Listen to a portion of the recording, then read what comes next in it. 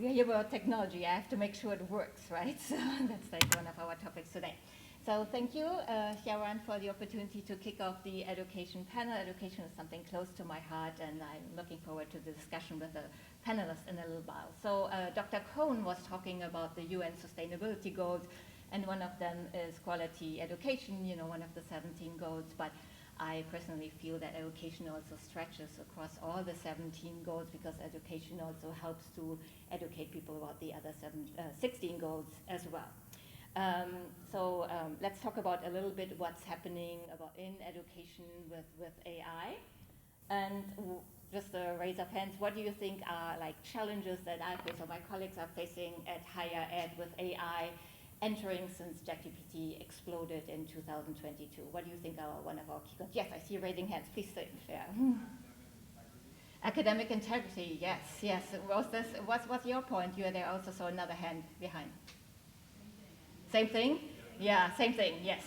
Yes, academic integrity is a big headache that we are all facing. So because that's kind of like how education is happening, like you could be the student, but also an educator or an administrator, and then there's ChatGPT and Gemini. I know like Prada, the Devil Wears Prada has the next release, so we will have the next picture would have like a couple of them in the background with Claude and all the different tools that they are out there. But basically that the, instead of like, I guess the access to information has changed and how we work. And so, well, there was an old-fashioned way where you had that picture book, if you remember that movie, where they had to kind of like memorize the pictures of the guests. But today you kind of like can access that information with just asking also verbally your ChatGPT or whatever Gen AI tool of choice that you have. And that, as you mentioned, integrity issues has also impacted the way that we get, you know, student work back, and so as educators, we need to make sure that the academic integrity stands. And I also feel it's just, while you might not think it is relevant when you are in the job that you kind of like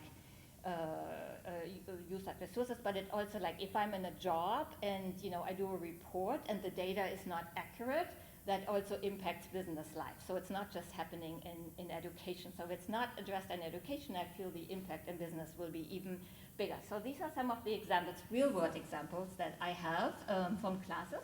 So one was an assignment where a student did a marketing plan or an analysis of Apple, the brand, you know, like the beloved cell phone brand, and I got back like some apple harvesting in Chile, which has nothing to do with Apple, the brand. They might have, you know, they're selling their phones there, but not organic apples.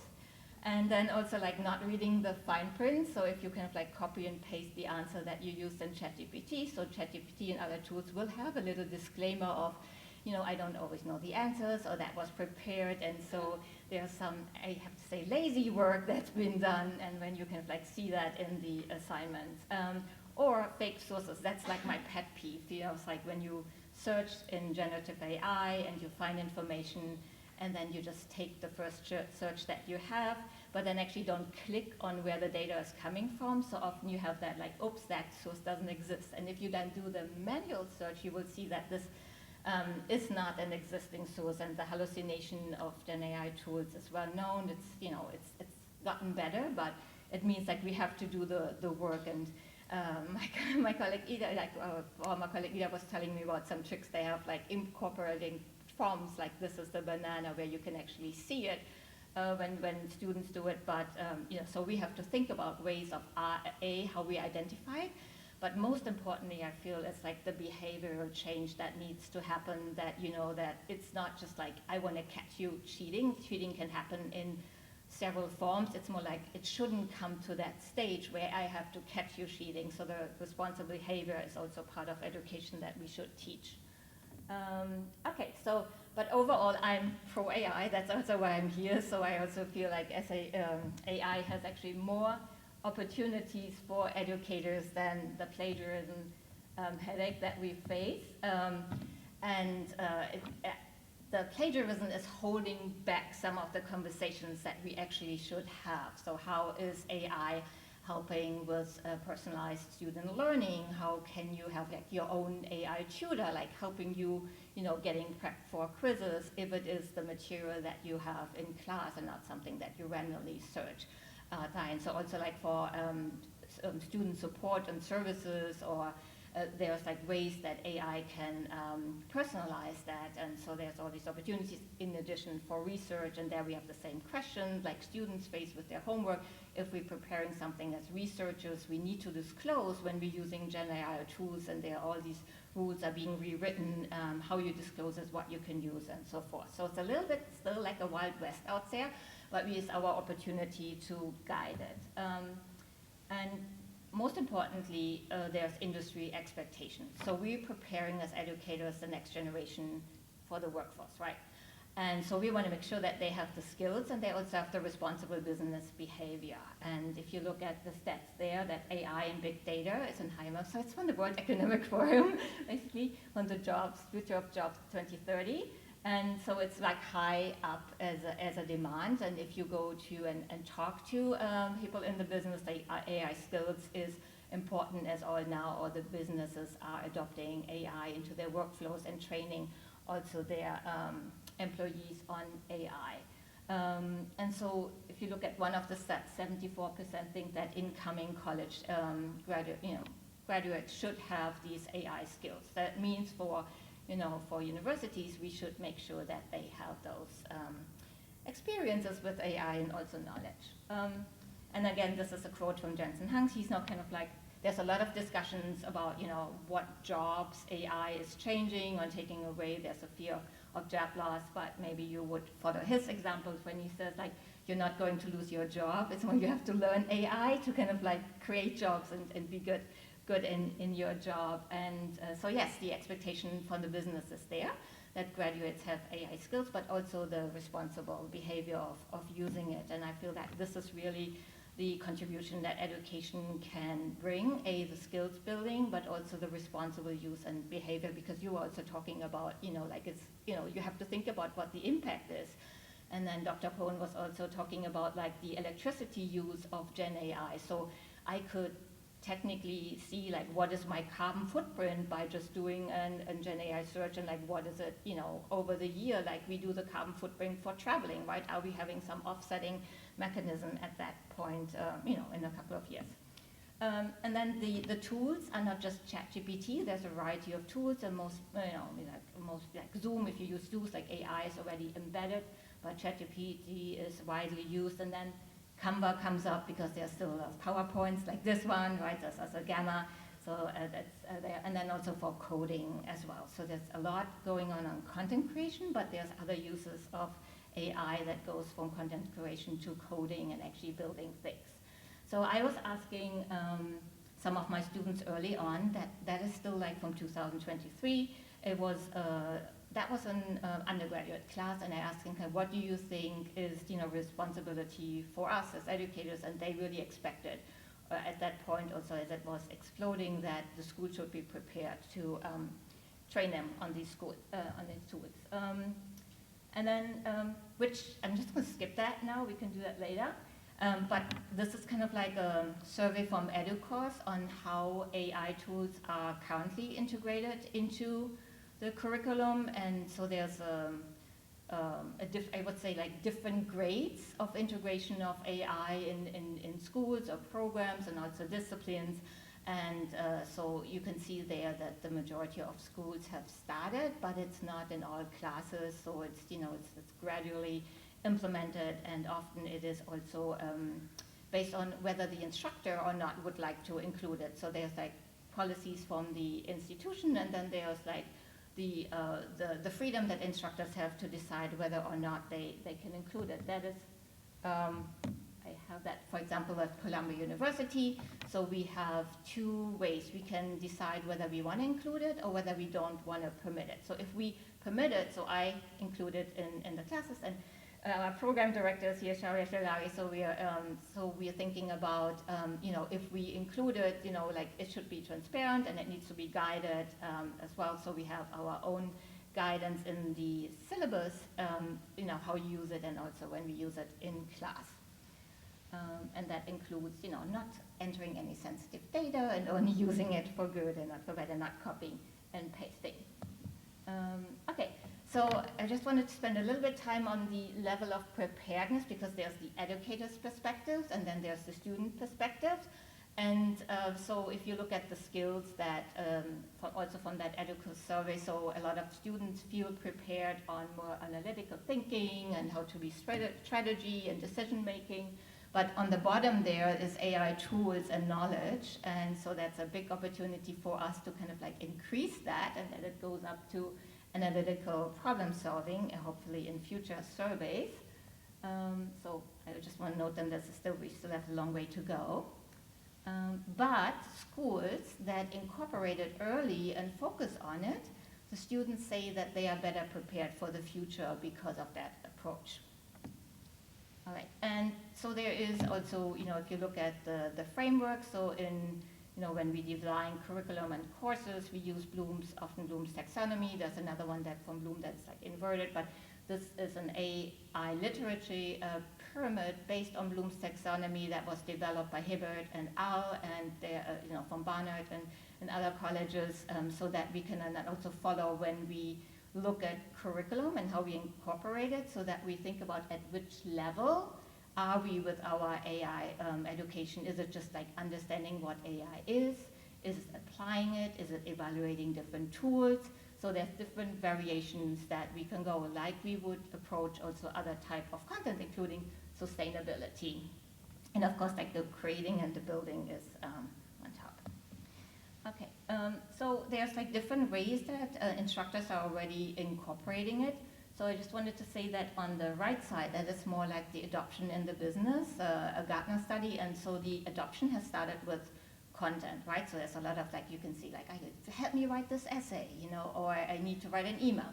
So the adoption has started there, but that is like the early adoption, so it will move into other areas, like more incorporating into workflows and more sophisticated tasks. So what you see on the education side, and so it's like using for research, right, as an entry point, for ideation, for brainstorming.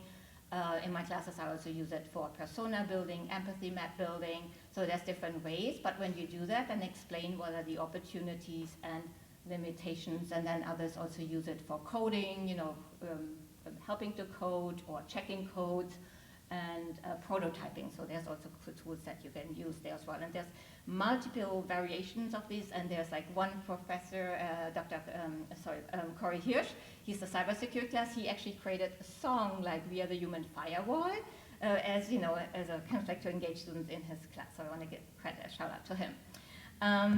Okay, so this is an example of how to incorporate AI tools into a specific methodology, design thinking, which has like 5 steps. You kind of like discover a problem, and then you kind of like idea solutions step by step, and then come up with a solution that you prototype and test, and then present. And so I wanted to point out Dr. Ida Sanchez-Pesenfieres here. So we worked on a paper together because we've been teaching design thinking, and we're going strategically through like each step. Where can we use AI, or where would it take away the strategic thinking that students should do? So we, kind of went through it and published that paper. So she's the lead author if you want to read it. And so basically, so there's different ways where we can, in education, where we have shortcuts. For example, we don't have access to someone to ask them about a product, or so that we can kind of like use Gen AI to still give students the opportunity to go through that stage, which we previously didn't have, or that it would take too long to do. And with AI, we can shorten these processes and then have it in the term, as opposed to not being able to do that.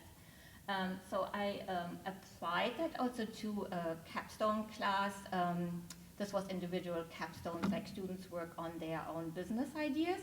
And in the idea stage where you do a brainstorm, I let them do a brainstorm using a Gen AI tool of their choice. And most of them had either ChatGPT, or then had a little Claude tribe in that class.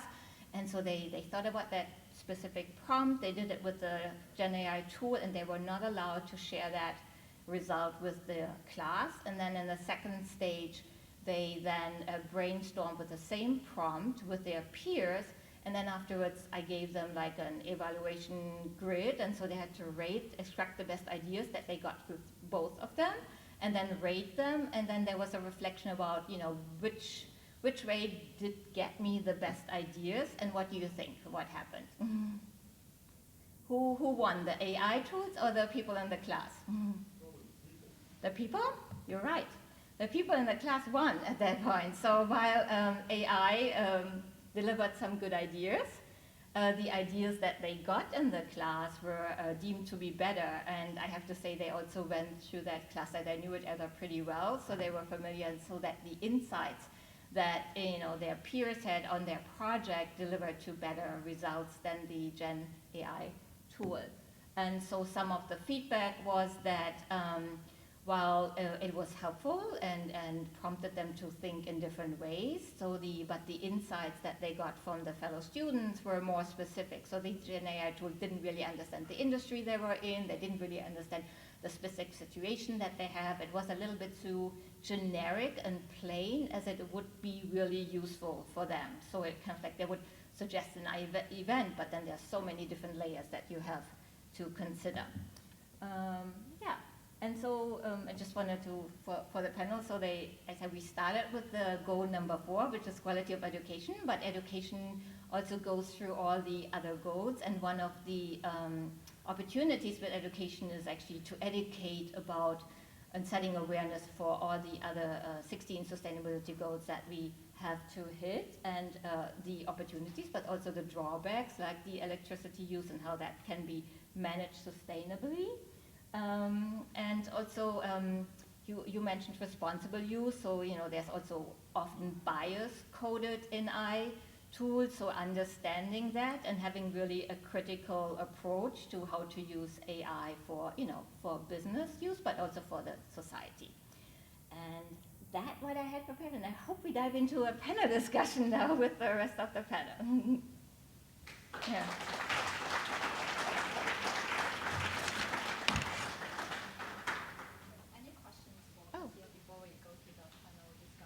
Yeah. Hi,